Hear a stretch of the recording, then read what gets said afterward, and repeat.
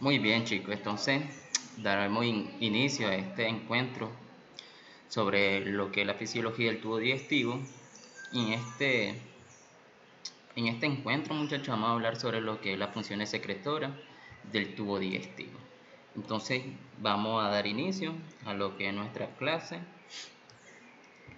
Como introducción tenemos, chicos, que casi toda la longitud del tubo digestivo nosotros nos encontramos con glándulas secretoras.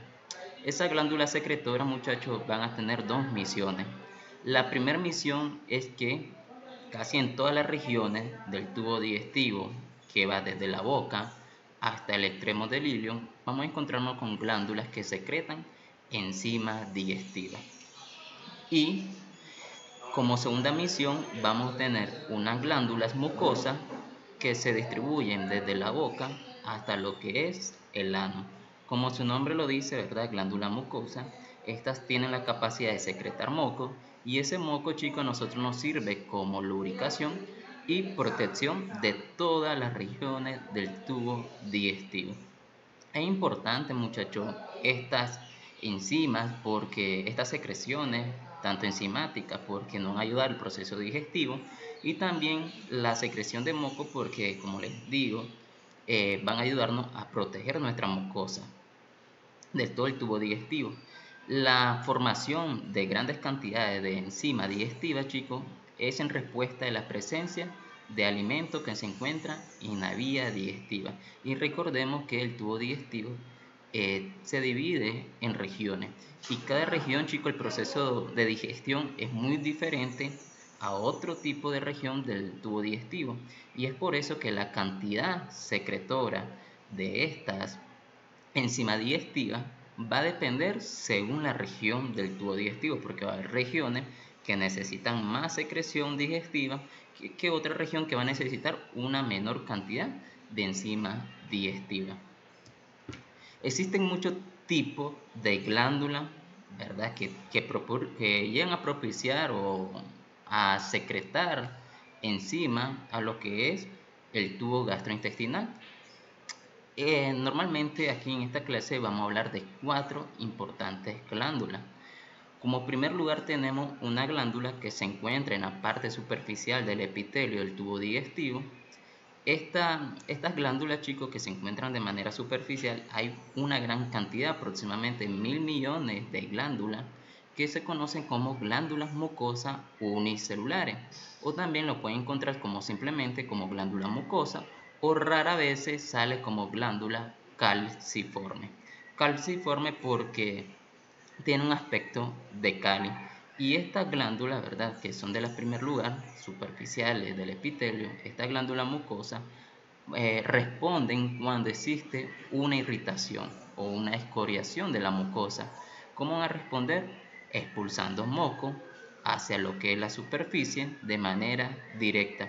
Y este moco, chicos, pues va a actuar como lubricante y protección, y además también nos ayudará a los procesos de digestión. Como segundo lugar, hay muchas zonas en la superficie que están cubiertas por depresiones. Estas depresiones, chicos, se encuentran de manera invaginada desde el epitelio hasta lo que es la glándula submucosa, ¿verdad? Y en el tubo digestivo, ¿verdad? Encontramos un tipo de depresión que se conocen como criptas de Lieberkühn, y estas criptas de Lieberkühn son las células secretoras especializadas. En tercer lugar tenemos unas glándulas tubulares. Por ejemplo, esta que tienen aquí es una glándula tubular llamada glándula ocínticas. Estas glándulas, chicos, tubulares tienen la capacidad de secretar ácido clorhídrico, moco, factor intrínseco, ¿verdad? Muy importante, recuerden ese factor intrínseco y también el ácido clorhídrico. Y se encuentran principalmente en el estómago y parte proximal del duodeno. Y como cuarta, tenemos ya glándulas complejas que se asocian a todo el tubo, al sistema del tubo digestivo, como van a ser las glándulas salivales. Ahí vamos a hablar de cuatro importantes glándulas salivales. El páncreas, chicos, verdad que es muy importante. De igual manera el hígado, que son glándulas que se asocian al tubo digestivo. Ambas nos van a ayudar al proceso, ¿verdad?, de emulsión y concentración de los alimentos. El páncreas, algo muy importante que vamos a abarcar en esta clase, es que él libera bicarbonato, que a nosotros nos ayuda ese bicarbonato a neutralizar el ácido del estómago. Muy importante el páncreas, ¿verdad? Y su liberación de bicarbonato. Ahora, muy bien, ya conocemos las glándulas. Entonces, ¿cómo es el mecanismo por el cual ellas se estimulan y secretan, verdad? Bueno, chicos, esto es sencillo. En cualquier segmento del tubo digestivo, la presencia mecánica del alimento, que sería esto amarillo, imagínense que sería un quimo alimenticio, o sea, una masa de alimento.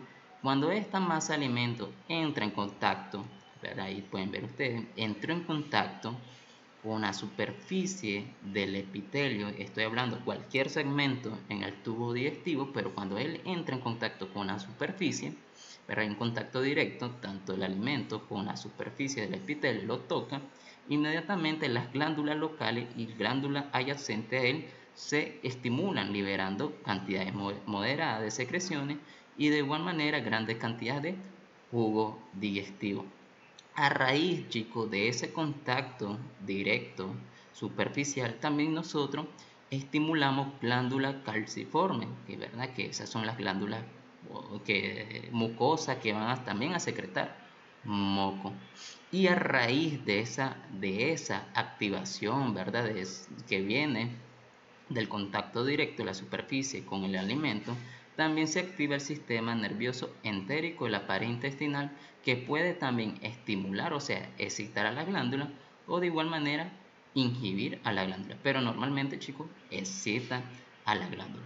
Y así otro estímulo, chicos, que pueden llegar también a estimular, valga la redundancia, como van a ser los estímulos táctiles, como ejemplo el quimio con la superficie del segmento del tubo digestivo, la irritación química que produce alguna sustancia y la distensión de la pared intestinal. También van a llevar a cabo la estimulación de esas glándulas por el sistema nervioso entérico. ¿Cómo es el mecanismo básico de la secreción de las células glandulares? No se conoce, chicos, el funcionamiento, ¿verdad?, de las células glandulares. No se sabe, ¿verdad? Pero sí, chicos, se sabe cuáles son los mecanismos por secreción de la glándula, por las células glandulares. Entonces, como pueden ver ustedes en esta imagen, pueden ver aquí tenemos una célula glandular, vemos la secreción y vemos aquí el capilar. Es importante, chicos, para la formación de sustancias secretoras, es importante los nutrientes. Como pueden ver, esa bolita amarilla serían los nutrientes. Ese nutriente, chicos, se encuentra en el capilar. Y por transporte activo va a pasar del capilar a lo que va a ser la base de mi célula glandular. Una vez, chicos, que entra, ¿verdad?, ese nutriente, se va a encontrar con múltiples mitocondrias que se encuentran en el interior de la célula.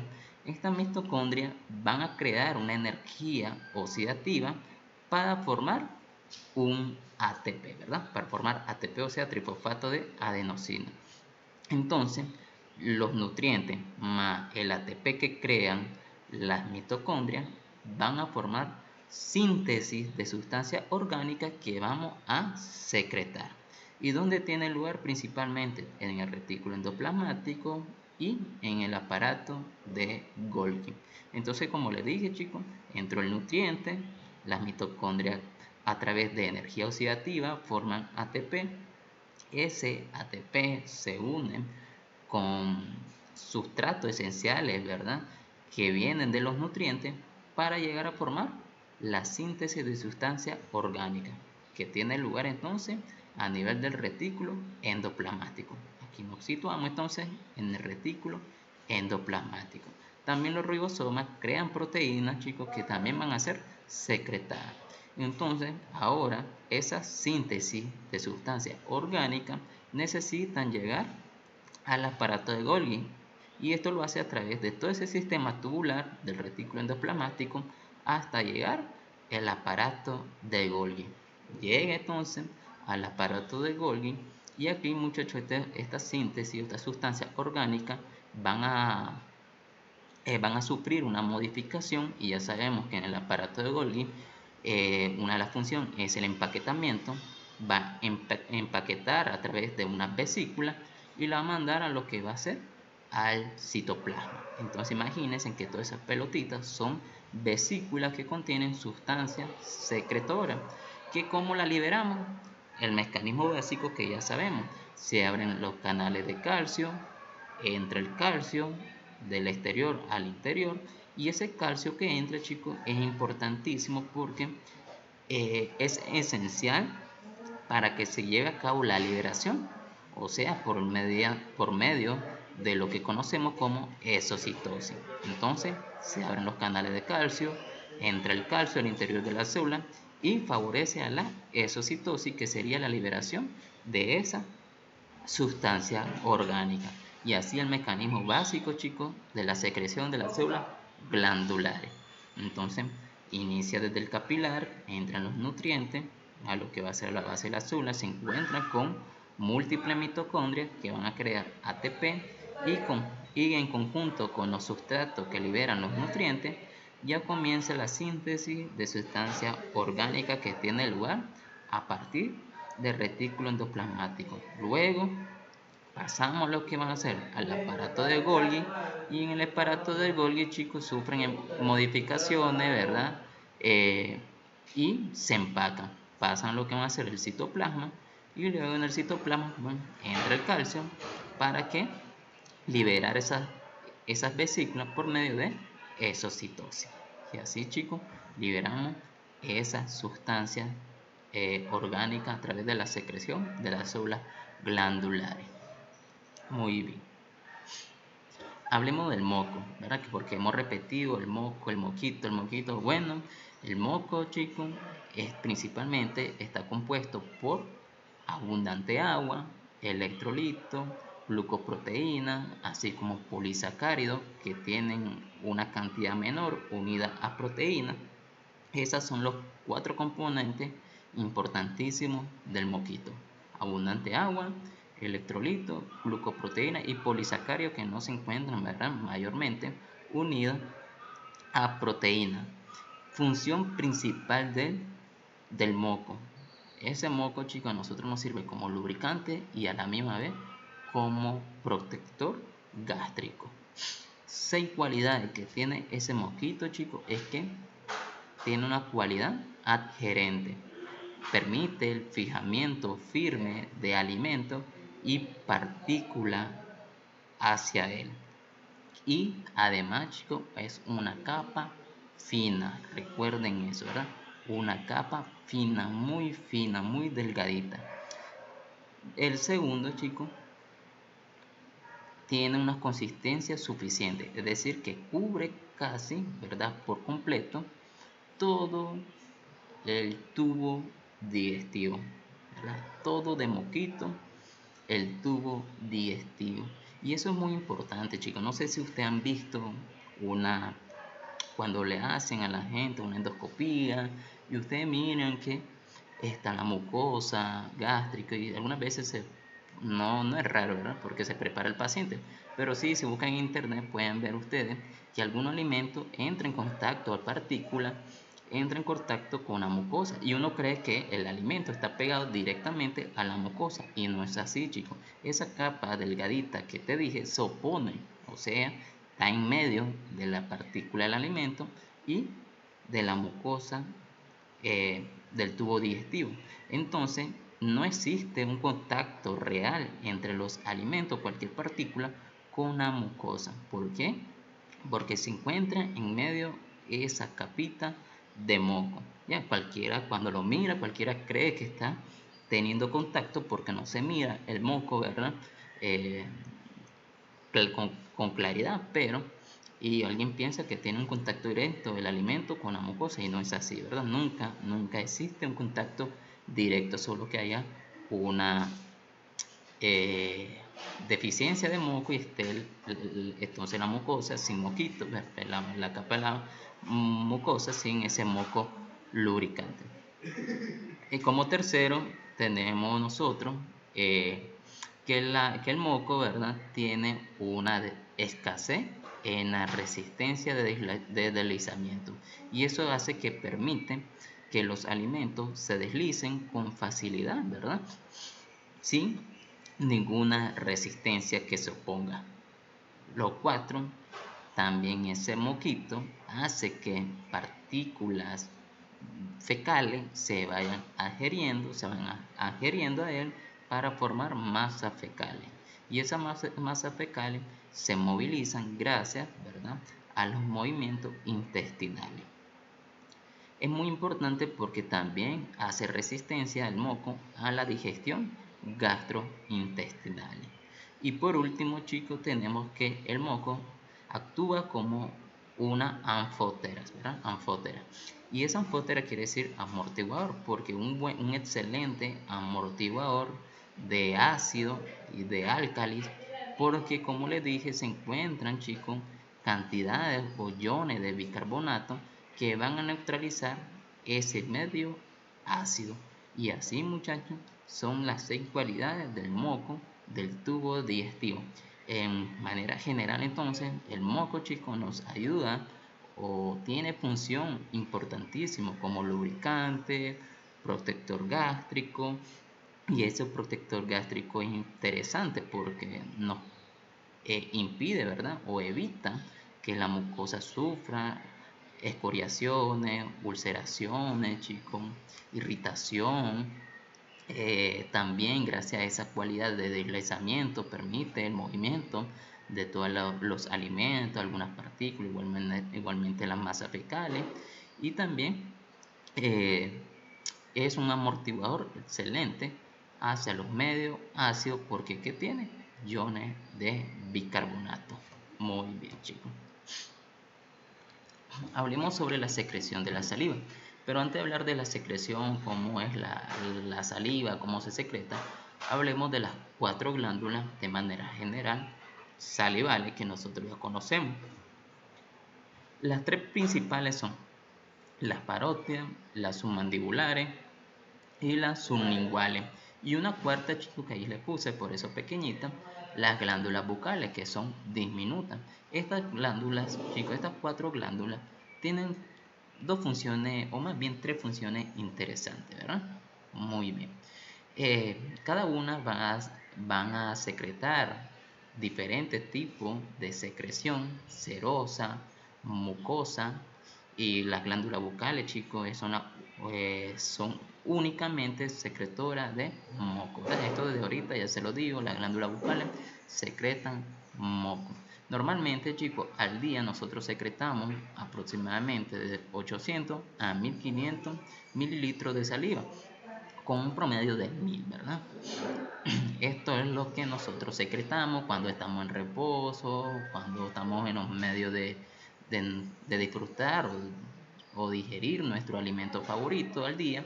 Nosotros en total hacemos, ¿verdad?, las 24 horas llegamos entre 800 a 1500 ml con un promedio de 1000, ¿verdad?, mililitros. Ahí lo puse mal, ¿verdad? Ahí me lo componen. Entonces, muchachos, muy bien. Como les dije, hay 2 tipos de secreciones. Una secreción serosa, rica en tialina, que tiene una enzima llamada alfa-amilasa, que fácilmente puede digerir almidones. Y una secreción mucosa con bastante mucina, que esta también crea una lubricación y protege la superficie. Aquí nosotros ya dividimos las funciones de cada glándula. Como pueden ver ustedes, las glándulas parótidas son únicamente con una función serosa, ¿verdad? Entonces las glándulas parótidas tienen función serosa, ¿verdad? Mientras que las submandibulares y sublinguales tienen tanto secreción serosa y secreción mucosa. Y las glándulas bucales, que les dije, son únicamente secretoras de moco. El pH de la saliva es de 6 a 7 y ese pH es importantísimo, chicos, para la adecuada aparición de la tialina, ¿verdad? Para que la tialina haga su proceso de digerir almidones. Para eso se requiere un pH de 6 a 7, que normalmente, chicos, nosotros andamos en esa pequeña variación. Ahora sí, ya sabemos cuáles son las glándulas, ¿verdad? Y cuáles son los tipos de secreción. Entonces hablemos cómo se lleva a cabo la secreción. Normalmente, chicos, la saliva, ¿verdad? Y importante, que lo tengo que mencionar eso, la saliva va con abundante sodio, perdón, con abundante potasio, ¿verdad? Y abundante bicarbonato. Entonces la saliva tiene, chicos, tanto bicarbonato abundante y potasio. Aquí voy a poner dos flechitas para que recuerden, ¿verdad? Muy bien. Entonces, chicos, tomo por ejemplo una glándula submandibular. Esta es una glándula submandibular. Como pueden ver ustedes, la glándula submandibular está compuesta por dos características. Tiene una característica de acino. Aquí se lo voy a poner. Acinos y conductos salivales, que sería todo este conducto, chicos. Entonces, tenemos una parte que se conoce como acino y una parte que se conoce, todo ese sistema túbulo se conoce como conducto salival o túbulo salival. Conducto salival. Muy bien. Entonces, muchachos, en los acinos se lleva la primera parte. Entonces esta sería nuestra primera parte para llevar a la secreción de saliva. En los acinos tenemos una secreción primaria. Aquí, chicos, están compuestos, los acinos están compuestos por tialina, moco y líquido extracelular, que ya saben que poseen iones que se encuentran de igual manera idéntico al líquido extracelular que nosotros ya conocemos. Entonces esa es la composición de la secreción primaria. Estas, chicos, van a dejar los acinos para entrar lo que van a ser los conductos. ¿Ya? Entran los conductos. ¿Verdad? Una vez que ya entran a los conductos, aquí van a sufrir modificaciones de transporte activo. Como pueden ver, chicos, en los conductos va a haber una reabsorción de sodio, ¿verdad? Se reabsorbe sodio y se secreta potasio.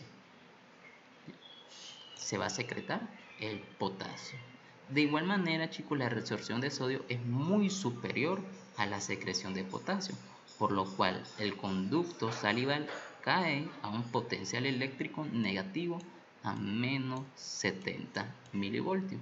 Y esos menos 70 milivoltios, chicos, cuando cae un potencial eléctrico negativo por la reabsorción de sodio, el potasio, el cloro también se reabsorbe. A reabsorber el cloro, chicos, caen los niveles de cloro que se encuentran en el conducto salival y permiten lo que es la secreción de bicarbonato. Y entonces, como les dije, chicos, como pueden ver, hay una gran cantidad de potasio y de bicarbonato. ¿Ya? Y sobre todo, chicos, también agua, ¿no? Agua. Entonces la saliva, chicos, está compuesta principalmente por gran cantidad de potasio y bicarbonato y también agua.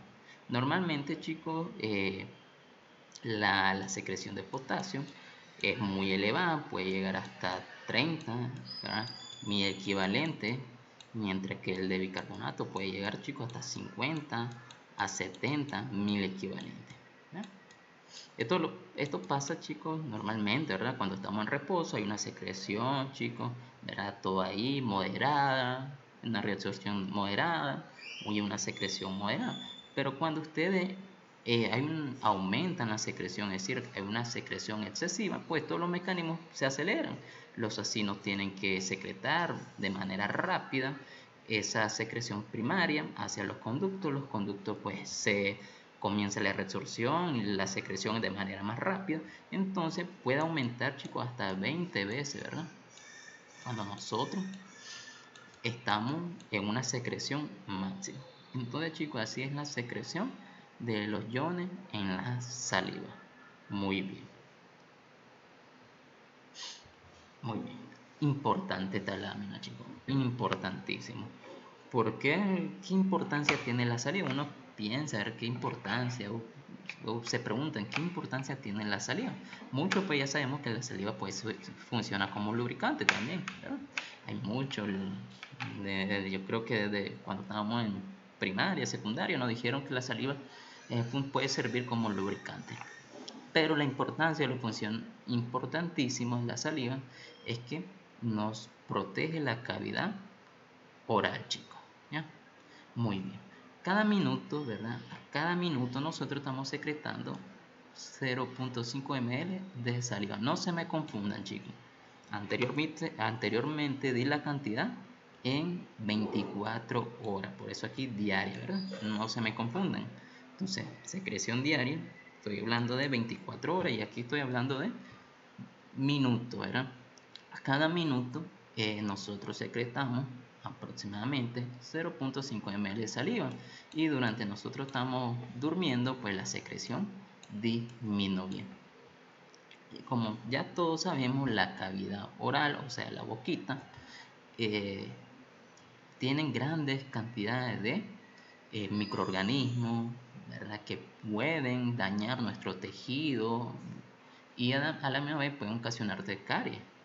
La saliva te va a proteger por 3 simples mecanismos. El primer mecanismo es durante el flujo de la saliva.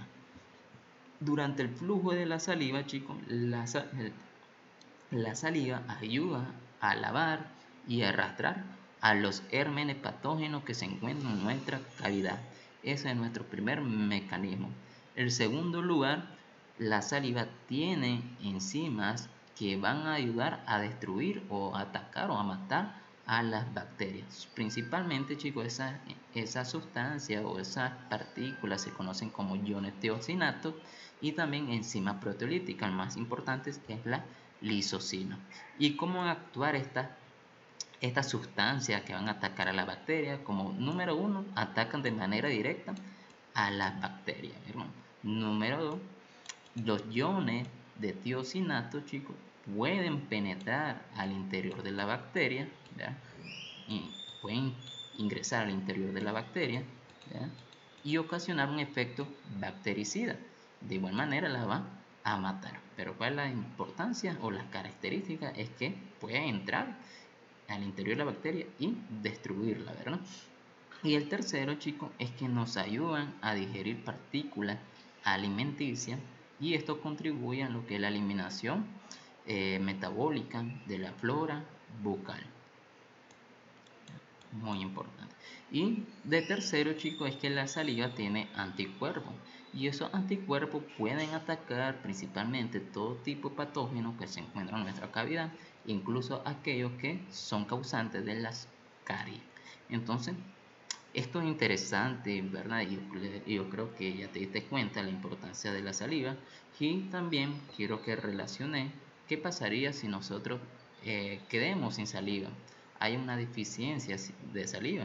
La persona, ¿verdad?, no secreta saliva, pues eso conllevaría, chicos, a que los patógenos oportunistas se agarran más fuerza porque no va a haber un medio de eliminación para estos agentes y entonces pues van a ocasionar todo ese bacanal, ¿verdad?, que dijimos, van a dañar nuestro tejido, van a producir caries, entonces van a aparecer ulceraciones graves en la cavidad de nuestras personas. Entonces, importantísimo, chicos, la buena higiene también, ¿verdad? No solo la producción de saliva, sino la excelente higiene, lavar nuestros dientes, nuestras lenguas, para así contribuir aún más en nuestra protección. Muy bien, chicos, muy bien, ¿verdad? Muy interesante. De igual manera, chicos, me pueden escribir al grupo de WhatsApp que tenemos, si no entienden, ¿verdad? Yo tranquilo, yo lo explico, ¿verdad? Intentamos donde explicarlo. Muy bien. Entonces, muy bien, ya hablamos de la secreción, ya hablamos de la función de la saliva. Hablemos cómo se regula la saliva, la secreción de la saliva. Muy bien, chicos, quiero que miren esta imagen y pueden ver que aquí está la glándula submandibular, la glándula sublingual y la glándula parótida. ¿Bien? Esto pueden ver ustedes que salen unas raíces, ¿verdad?, o unas fibras nerviosas. Y aquí nos damos cuenta que casi todas están reguladas por el sistema parasimpático. Todas estas fibras son del sistema, chicos, parasimpático, ¿ya? Entonces, todas las glándulas, chicos, tienen mayor inervación del sistema parasimpático y llegan a originarse aquí, ¿verdad? Donde se encuentran los núcleos salivales superiores e inferiores. Estos núcleos, chicos, se encuentran principalmente en la parte de la protuberancia, ¿verdad? Con el bulbo, ¿verdad? Y entonces, chicos, cualquier estímulo táctil, o sea, cualquier estímulo táctil, porque pueden ver ustedes que se encuentra en la lengua, cualquier estímulo táctil de la lengua, de la laringe o de la boca, van a llegar a estimular a estos núcleos y lo que va a llevar a la secreción de la saliva, lo va a estimular. Entonces, así igual manera, chicos, algunas sustancias gustativas, como pueden ser los ácidos, te estimulan o te provocan una mayor salivación. Pónganse en algo ácido en la boca, inmediatamente ustedes van a ver la producción de saliva excesiva. Importante interesante, ¿verdad? Porque la parte táctil, porque cuando ustedes se pongan un objeto liso, ¿verdad? En la lengua, inmediatamente la producción es moderada, no es tan excesivo. Y cuando ustedes se pongan un objeto de consistencia, no un objeto, chicos, obviamente no van a buscar una piedra toda rugosa, ¿verdad? Pero sí, cualquier alimento que tenga una consistencia rugosa, van a ver que la secreción puede disminuir, ¿verdad? Incluso puede haber una nula secreción. Entonces, interesante esto de la parte táctil, ¿verdad? Porque entonces, como dije, si ustedes se ponen un objeto liso, pues va a haber una moderada secreción, y si ustedes se ponen un objeto rugoso, pues la secreción disminuye considerablemente, incluso puede ser nula. Muy bien. También, chicos, nosotros recibimos estímulos que vienen desde la parte superior del sistema nervioso central, ¿verdad?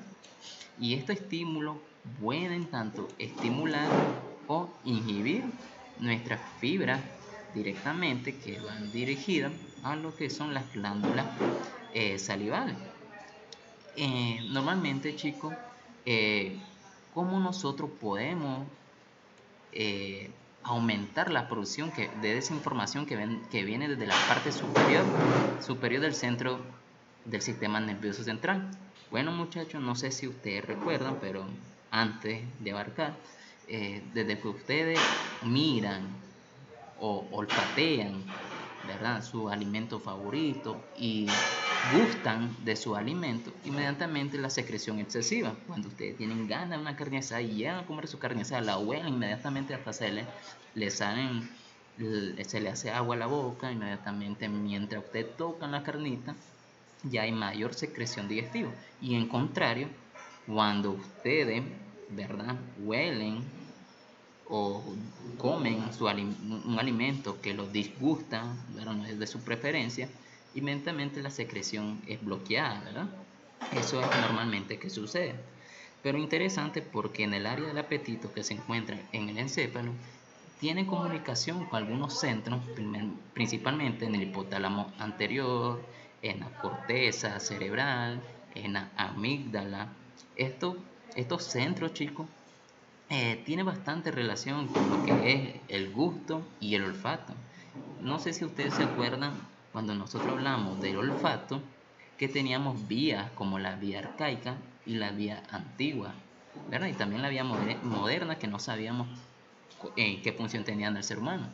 Pero sí, la vía arcaica, chicos, dijimos, ¿verdad? Pues cuando ustedes huelen, el olfato viaja por una vía arcaica. Si no mal recuerdo, que es la vía medial, ¿ya? Entonces, en esa vía arcaica, que pasaba el olfato, estimulaban fibras que iban directamente a viajar hacia lo que son las glándulas salivales, a ese estímulo del apetito, y ocasionaban, chicos, que ustedes lamearan los labios y aumentaban la secreción, que la boca, ¿verdad?, se le hiciera agua, ¿verdad?, agua en la boca. Entonces, igual pasa, chicos, en la vía antigua, que, que ahí, muchachos, cuando pasaban por un lugar que lo irritaban, hería, inmediatamente, ¿verdad? Ustedes entraban en el proceso de rechazo, le puede dar náusea. ¿Ya? Y esta parte de la náusea es interesante que hable de la náusea, porque también, chicos, en esta parte nosotros también recibimos información de reflejo. ¿No? Reflejos que se encuentran principalmente en el estómago, que se originan en el estómago y la parte alta del intestino. ¿Ah? La parte alta del intestino. Y esos reflejos, chicos, interesantes porque cuando entra un alimento que le irrita o le da náusea, ¿verdad? Cuando entra en juego un alimento que lo irrita o que le da náusea, ¿qué pasa? ¿Qué hacen ustedes cuando vamos en un lugar, estamos y se nos mete la náusea, ¿verdad? Que nos da náusea. Aparecen las náuseas y ustedes quieren vomitar, pero a la misma vez no lo quieren hacer en público. Ustedes quieren eliminar ese factor irritativo, factor nauseoso. ¿Qué hacen ustedes? Yo sé, ¿verdad? Que ustedes han hecho, porque yo lo he hecho, ¿verdad? Cuando estamos en un lugar y yo quiero eliminar ese factor nauseoso. Inmediatamente comienzo yo a tragar saliva y me siento cómodo, ¿verdad? Cuando yo trago saliva, disminuye ese factor.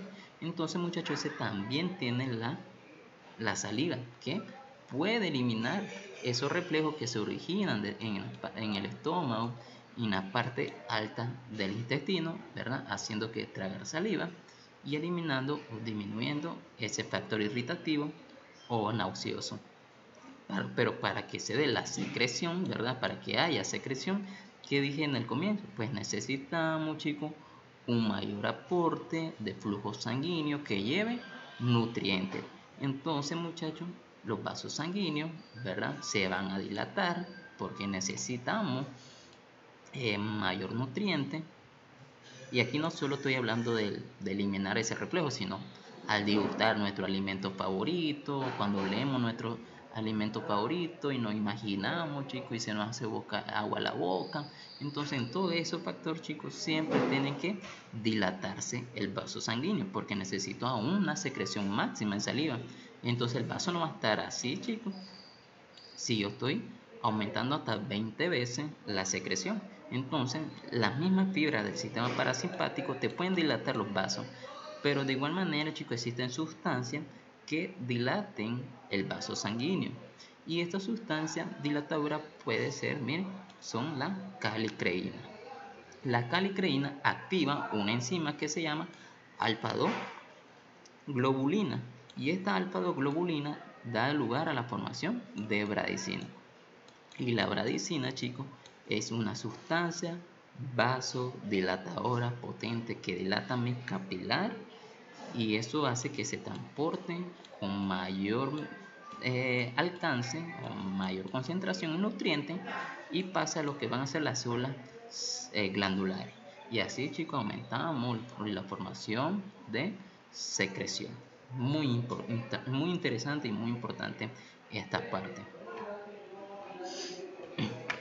Hablemos sobre la secreción gástrica.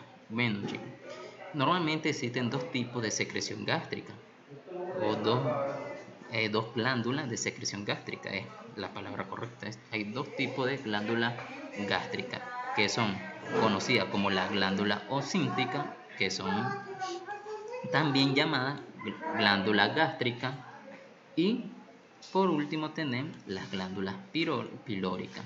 Las glándulas ocínticas liberan, yo te dije al inicio, liberan ácido clorhídrico, pepsinógeno, factor intrínseco y moco, mientras las pilóricas solo secretan moco y hormona gástrica. Y ese moco, chicos, nos protege de la acción ácida, o sea, del ácido, ¿verdad?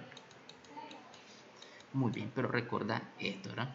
Porque vamos a hablar cómo se forma el ácido clorhídrico y qué función importante tiene el factor intrínseco. Porque ya el moco ya dijimos pues que ya nos ayuda a proteger, ¿verdad? a la protección del pepsinógeno, puede estimular, chicos, a las glándulas, ¿verdad? A la secreción.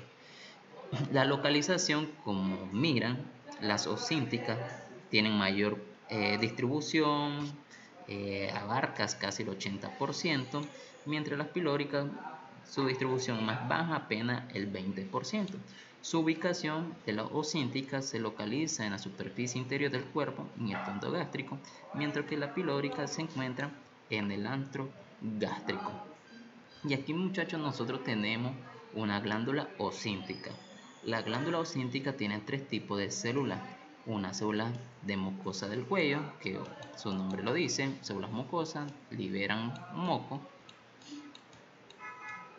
Tenemos la célula ocíntica, o parietales también se conoce, importante, ¿verdad? Parietal, ¿verdad? Entonces, las células ocínticas, te dije, liberan ácido clorhídrico, libera el factor intrínseco, muy interesante el factor intrínseco. También te dije que libera el pepsinógeno, el moco, ¿verdad? Muy bien. Y el moco, ¿verdad? Las células péptidas, ¿verdad? Las células péptidas, importante, muchachos, importante las pépticas, porque la secreción mayormente del pepsinógeno se da aquí. ¿Ya? Aquí te lo voy a poner en grande.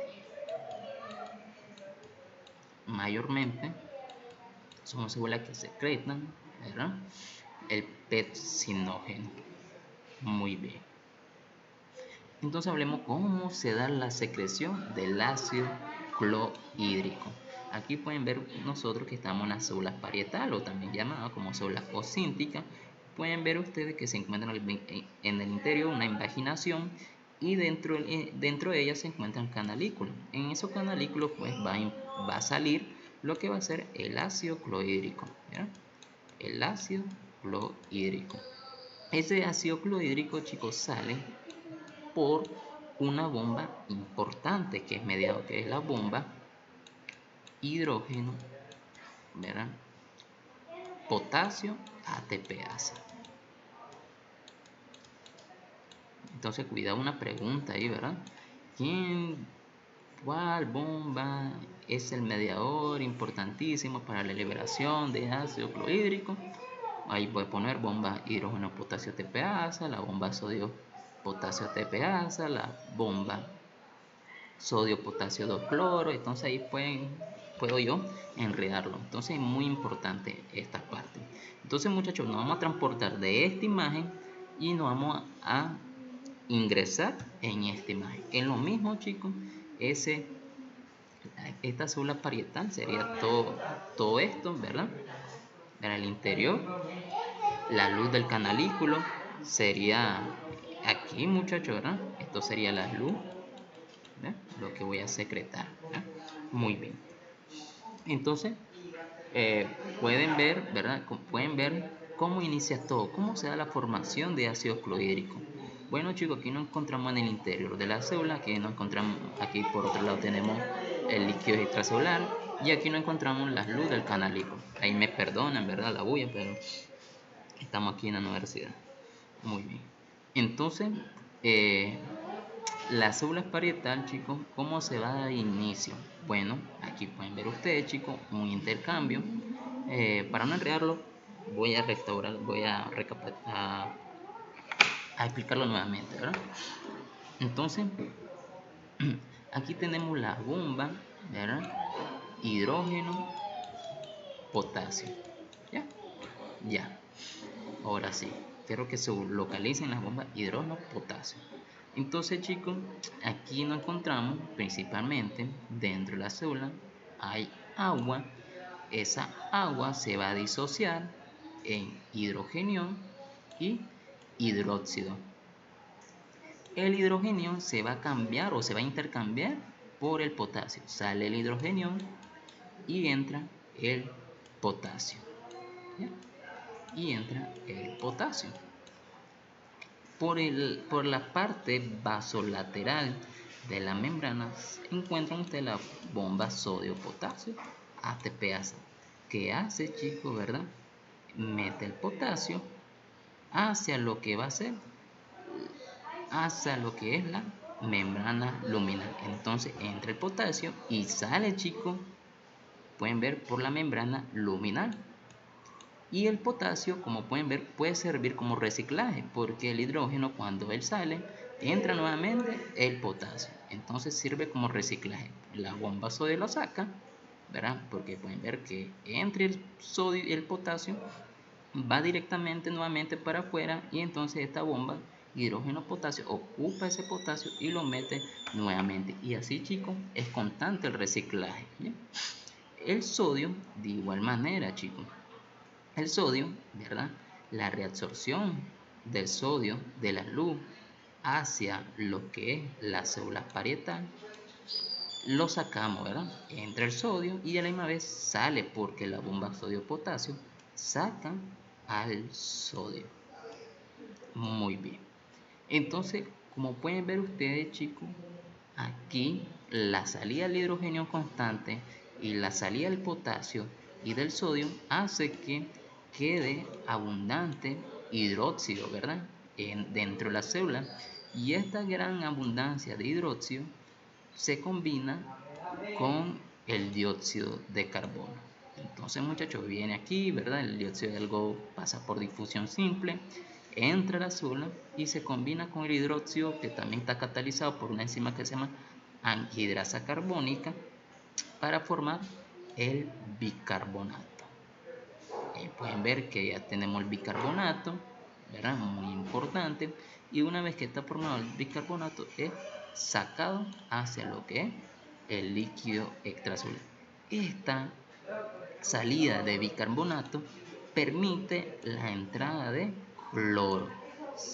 Sale bicarbonato y entonces el cloro entra, chicos, y pasa la membrana luminal hacia lo que es la luz del canalículo. Entonces tenemos cloro y hidrógeno. Recuerden que la fórmula de ácido clorhídrico es HCl, y entonces ya se están imaginando la formación, ¿verdad?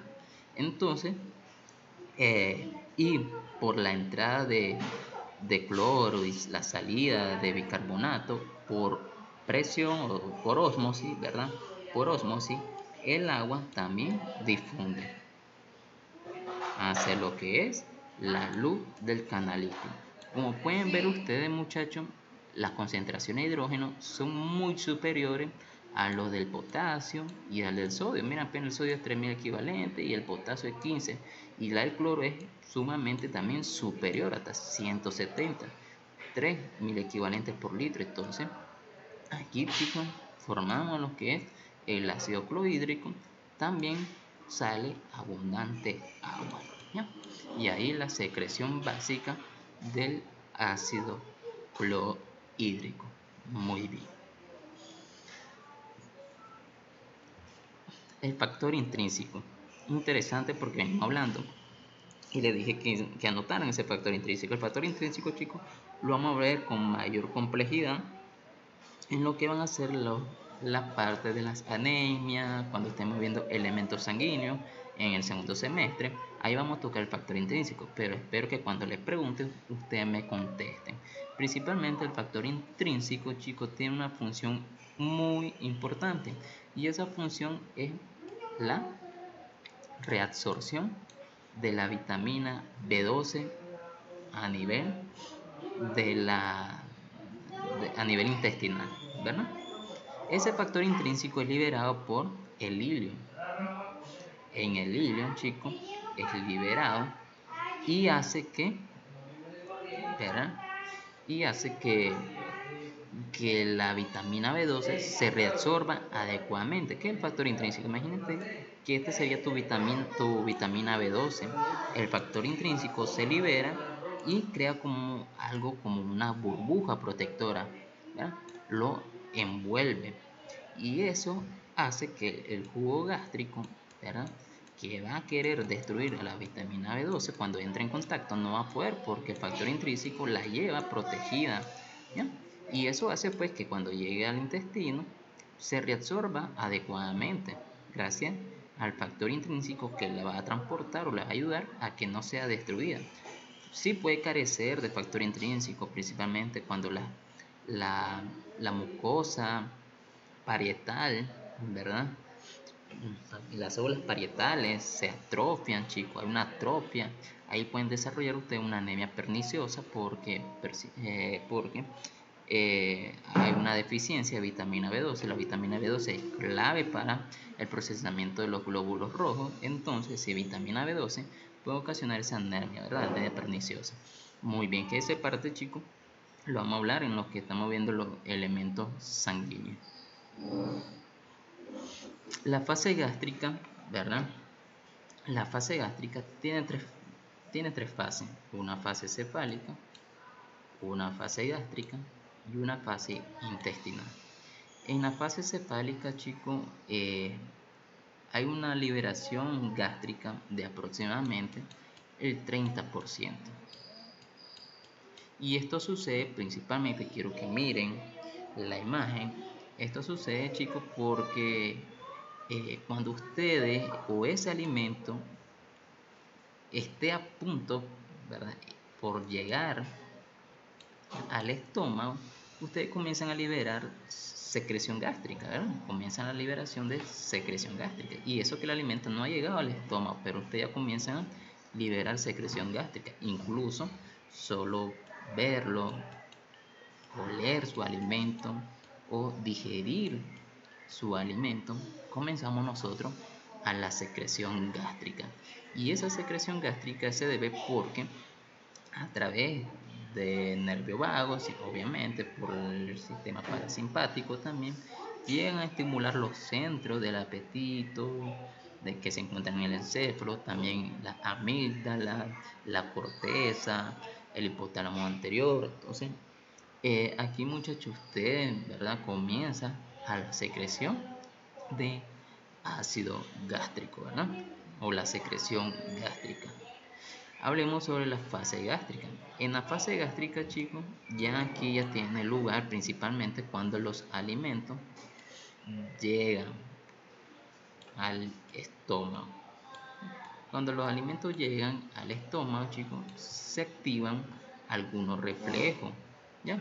Como por ejemplo los reflejos vasovagales, los reflejos vagovagales, ¿verdad? Ahí esos reflejos vagovagales, chicos, pueden trayectar desde el estómago hasta el encéfalo y volver nuevamente hacia el estómago por reflejos que se encuentran de manera local, o sea, a nivel del estómago, y por mecanismo de la gastrina. Estos son tres reflejos, chicos, que forman parte en la fase gástrica. Y esta secreción, chicos, es mucho mayor, hasta el 60% de secreción gástrica se debe principalmente en la fase gástrica. Y esto es porque los alimentos permanecen un buen tiempo en el estómago y eso estimula la secreción gástrica. Y una vez que estos alimentos pasen al intestino delgado, o sea, en el duodeno, aquí la secreción es diminuta, chicos, ¿ya? Es diminuta, aproximadamente el 10%, ¿verdad?, de secreción. Y es porque aquí a este nivel no tenemos mucha liberación de la gastrina, principalmente, ¿verdad? No hay liberación mucha en la gastrina, y es por eso que solo tenemos el 10%. Muy bien. Entonces, ahí están las fases, chicos. Entonces, la fase cefálica se debe al 30% de la secreción gástrica, y esto va asociado principalmente antes que el alimento llegue al estómago, e incluso solo por verlo, olerlo, ya digerirlo, comienza a aumentar la secreción porque se estimulan los centros, ¿verdad?, del apetito que se encuentra en el encéfalo, también algunas vías que también tienen que ver a nivel de la amígdala, en el hipotálamo principalmente. En la fase gástrica, aquí los alimentos ya llegan al estómago y persisten, ¿verdad? Y la secreción es 60%. Este reflejo, recuerden, un reflejo que son vagovagales, que hace una trayectoria del estómago hacia el encéfalo, después regresa el encéfalo hacia el estómago, mecanismos locales, y también dijimos la secreción de la gastrina, ¿no? que eso hace que la liberación del 60% y equivale a unos 500 ml de secreción gástrica. Y la fase intestinal, pues la fase con menor cantidad de secreción gástrica, aproximadamente el 10%, ya que a nivel del intestino, rápidamente, ¿verdad? En la parte del duodeno principalmente, aquí no tenemos casi liberación de gastrina, escasa, chicos. Entonces, aproximadamente el 10% se da en la fase intestinal. Muy bien. También existen factores que te van a inhibir, ¿verdad? Te van a inhibir lo que es la secreción gástrica. Existe un reflejo que se llama reflejo enterogástrico, chicos, y este se activa cuando hay presencia de alimentos en el intestino delgado. Este reflejo enterogástrico viene por el sistema mientérico, ¿verdad? Cuando el sistema mientérico te puede dar ese reflejo enterogástrico inverso. Y ese reflejo, chicos, tiene como función inhibir la secreción. De igual manera, chicos, así va a haber sustancias, ¿verdad?, que te pueden desencadenar este reflejo enterogástrico, como pueden leer ustedes, la presencia de productos de degradación de proteína, la irritación de la mucosa, y son los dos, ¿verdad? Digamos, estímulos, la distensión, obviamente, aquí ya se me lo estaba comiendo, la distensión del intestino delgado, la presencia de un alimento ácido, una porción alta del intestino. Entonces, muchachos, esos 4 factores también te pueden estimular ese reflejo enterogástrico inverso y inhibir la secreción gástrica. La secretina. La secretina también ocasiona una inhibición, y esto lo hace como respuesta cuando existe cualquier factor irritador. Cualquier factor irritador, ya sea químico, mecánico, te va a llevar a la liberación de la secretina, que te va a hacer que inhibir la secreción gástrica. Y así más, chicos, existen otras hormonas, principalmente la secretina es una de esas hormonas que inhibe la secreción gracias como respuesta de ese factor irritador.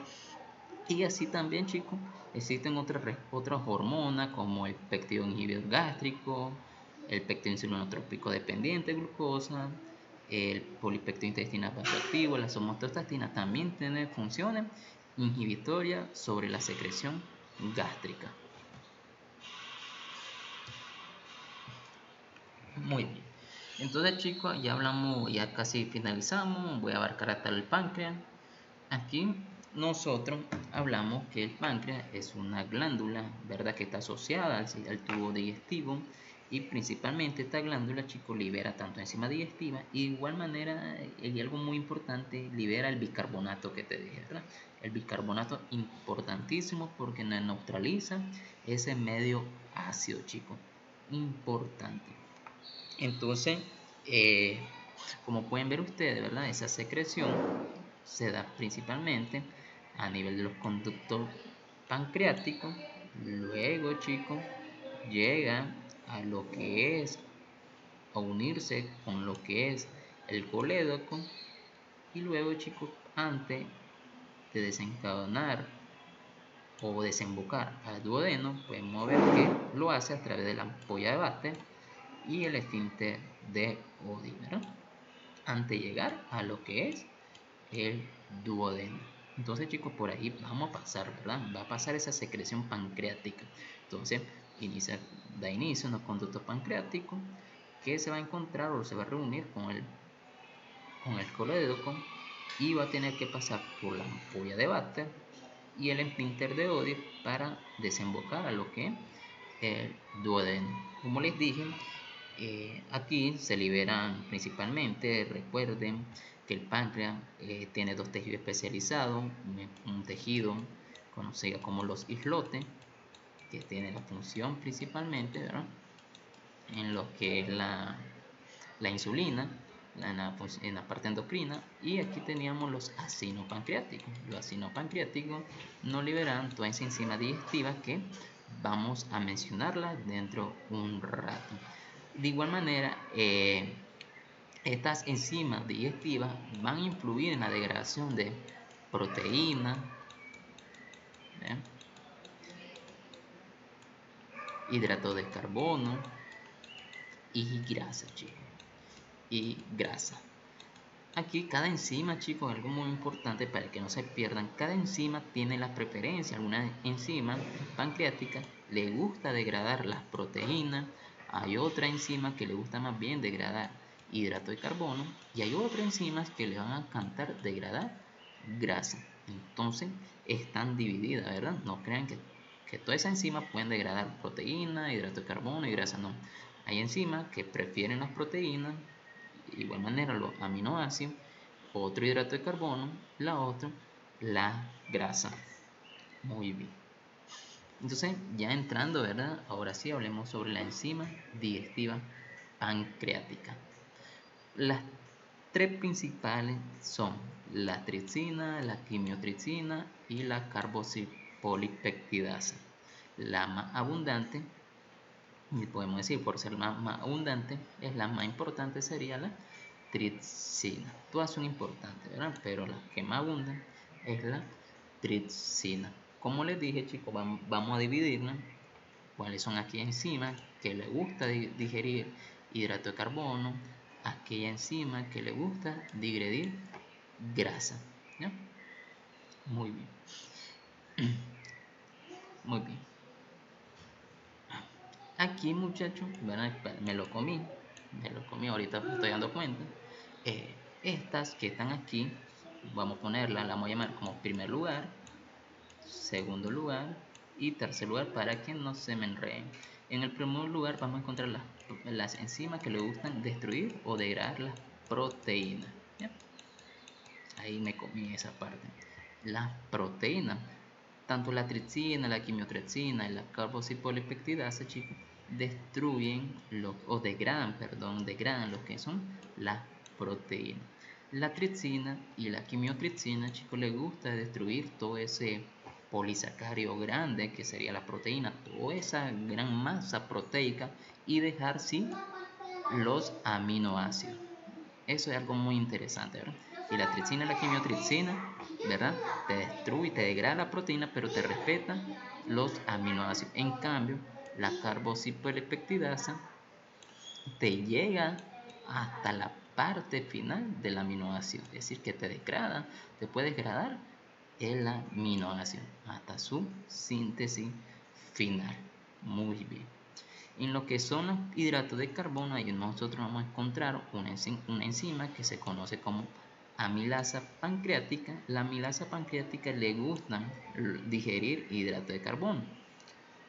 Y ella hidroliza los almidones, el glucógeno y la mayor parte de hidrato de carbono para formar disacáridos y algunos trisacáridos. Y lo que tienen principalmente a la degradación de la grasa son la lipasa pancreática, que ella puede hidrolizar las grasas neutras, principalmente ácido graso y monoglicérido. El colesterol esterasa hidroliza fácilmente los esteres de colesterol. Y por último tenemos la fosfolipasa, que separa los ácidos grasos y fosfolípidos. Entonces, chicos, esas son enzimas digestivas pancreáticas y su preferencia por proteína, hidrato de carbono y grasa. Importante, chicos, porque yo puedo mencionar que la quimiotripsina o la tripsina tienen preferencia en hidrolizar o separar los ácidos grasos o fosfolípidos. De los fosfolípidos te lo puedo preguntar en el examen. Entonces, muy importante esta lámina, ¿verdad? Muy importante tener en cuenta cada enzima con su preferencia de grasa, proteína y hidrato de carbono. Estas enzimas, chicos, principalmente el tripsinógeno, el quimotripsinógeno y la procarboxipolipeptidasa, son enzimas proteolíticas que la sintetiza o la secreta la célula pancreática, pero la manda de manera inactiva, salen inactivas y llegan a activarse hasta lo que es la luz intestinal. Eso es como una característica importante de alguna enzima, que pueden salir de la célula pancreática de manera inactiva y activarse hasta cuando alcanzan la luz del intestino. Muy bien. Como nosotros dijimos que el bicarbonato es importante, la secreción, porque neutraliza, entonces hablemos cómo se libera el bicarbonato. ¿Verdad? Aquí tenemos, chicos, los conductivos celulares. Aquí tenemos la luz por donde va a salir el bicarbonato y aquí tenemos la sangre. Todo inicia, chicos, por al entrar el dióxido de carbono. El dióxido de carbono difunde de manera simple desde el capilar hacia el conductivo celular y el dióxido de carbono se hidrata. Pueden ver ustedes que se hidrata con el agua y ese mecanismo de hidratación te lo da la anhidrasa carbónica. De esta manera el dióxido de carbono se une al agua para formar ácido carbónico. El ácido carbono se disocia nuevamente y se separa en bicarbonato y hidrogenio. El hidrogenio, chicos, se va a intercambiar con el sodio por un medio de transporte activo. Entonces, entra el hidrogenio al capilar y el sodio por ese transporte activo entra por lo que va a hacer, ¿verdad? A través de los conductos celulares, ¿verdad? Ingresó y lo va a llevar, chicos, a través de la membrana luminal, ¿no? De igual manera, el bicarbonato sale a través de la membrana luminal y ya tenemos el sodio y el bicarbonato. ¿Ya? El sodio tiene que salir porque necesita equilibrar las cargas eléctricas, chicos, porque si sale el bicarbonato solo, pues vamos a ocasionar ahí, ¿verdad? Una diferencia, un equilibrio, ¿verdad? Un equilibrio de carga. Entonces sale el sodio para equilibrar o neutralizar esas cargas eléctricas. De igual manera, por presión, chicos, hace que el sodio, que el agua difunda, ¿no? Por ósmosis, y entonces la secreción principalmente es bicarbonato y de agua también, ¿bien? Entonces así es la formación, la secreción de iones de bicarbonato. Entonces todo inicia, chicos, entonces entra el fácil, ¿verdad? De manera sencilla, no se complique en la vida. Entra el dióxido de carbono, se hidrata, gracias por la hidrasa carbónica, formamos ácido carbónico, se disocia por iones de bicarbonato y por iones de hidrógeno. El bicarbonato se difunde por la membrana luminal hacia la luz y el hidrógeno se va a intercambiar con el sodio a través de un transporte activo. De igual manera el sodio va a difundirse, ¿verdad? Va a difundirse y entonces sale el sodio y el bicarbonato. El sodio sale solo para neutralizar las cargas y de igual manera por presión entra el agua que también se va a secretar con el bicarbonato. Y muy bien, y eso sería una secreción isoosmótica, ¿verdad? Isoosmótica por el agua.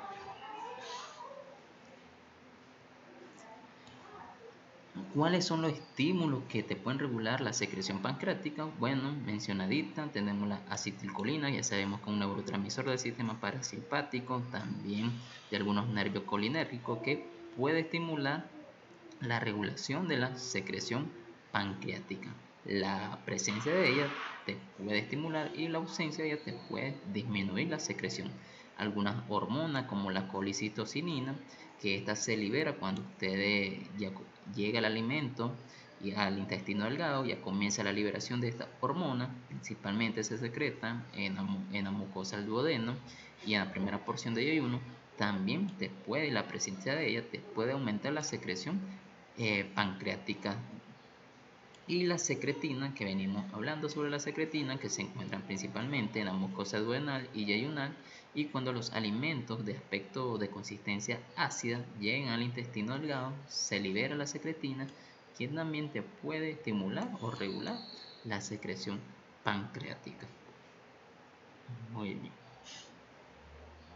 De igual manera, muchachos, aquí en la parte del páncreas también tenemos las mismas fases, como la fase gástrica, tenemos fase cefálica, fase gástrica y fase intestinal, ¿verdad?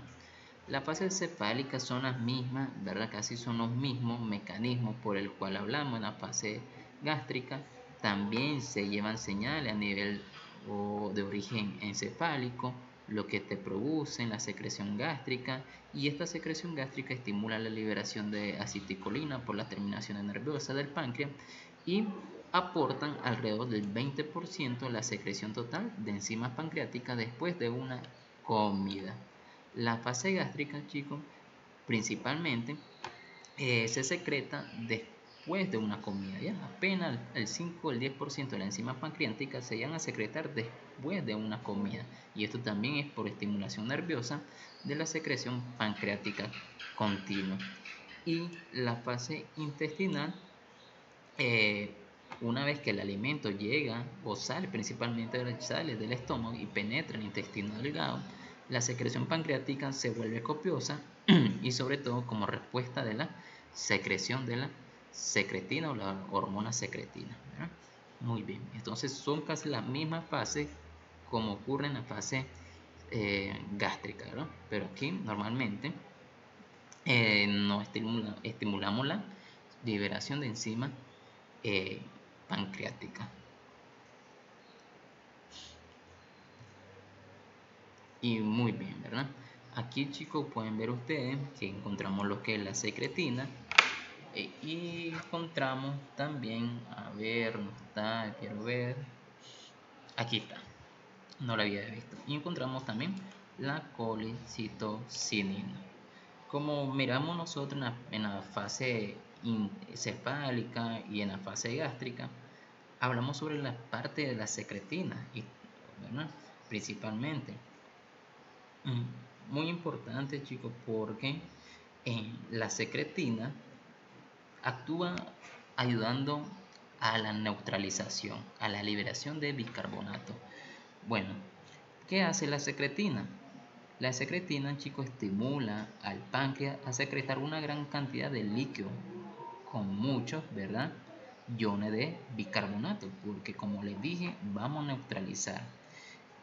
Y esto lo hace, ¿verdad?, por un mecanismo interesante, porque la secretina, ¿verdad?, cuando comienza a secretarse en la mucosa del intestino delgado y el pH del duodeno comienza a descender, entonces es muy interesante porque cuando desciende el pH del duodeno por debajo de 4.5 o 5, o cae aún más, ¿verdad?, hasta 3, el páncreas secreta de inmediatamente grandes cantidades de jugo con abundante sódico, lo que hace, ¿verdad?, que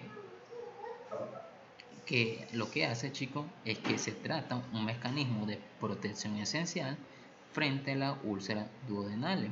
Entonces es muy importante, chicos, porque cuando cae la secretina, ¿verdad?, principalmente el pH, ¿verdad?, cuando cae el pH comienza la liberación de grandes cantidades de bicarbonato por el páncreas, ¿verdad? Comienza a liberar grandes cantidades de bicarbonato, y entonces eso comienza a neutralizar toda esa acidez que está pasando y nos ayuda a protegernos con lo que van a ser las úlceras duodenales. Igual manera, chicos, la colicitocinina también estimula la secreción de bicarbonato sódico, provoca principalmente la liberación también de grandes cantidades de enzima digestiva pancreática por la célula acinaria. Entonces, de igual, ¿verdad?, la presencia de ácido en el duodeno, que se debe a la secretina, entonces comienza la liberación de bicarbonato, y esa liberación de bicarbonato también nos ayuda a proteger en contra las ulceraciones. Entonces, muy importante, ¿verdad? Muy importante la secretina y la colicitocinina, porque van a hacer que cuando caiga el pH y se vuelven ácidos, chicos, ¿no?, y nos volvemos muy ácidos, ¿verdad?, hay liberación bastante de ácido, entonces el bicarbonato tiene que salir a neutralizar esa parte para que o frenar la aparición de úlcera. Entonces, muy bien, chicos, esta sería la parte de la secreción pancreática. Nos vemos en otro encuentro. Y de igual manera, ¿verdad? Esperemos en el próximo encuentro, que ya nos toca nuestro examen, aclarar antes, ¿verdad? Siempre aclaremos una duda, bien podemos consultarlo en el foro que tenemos o en el grupo de WhatsApp. Entonces, muy bien chicos, les deseo éxito en la semana.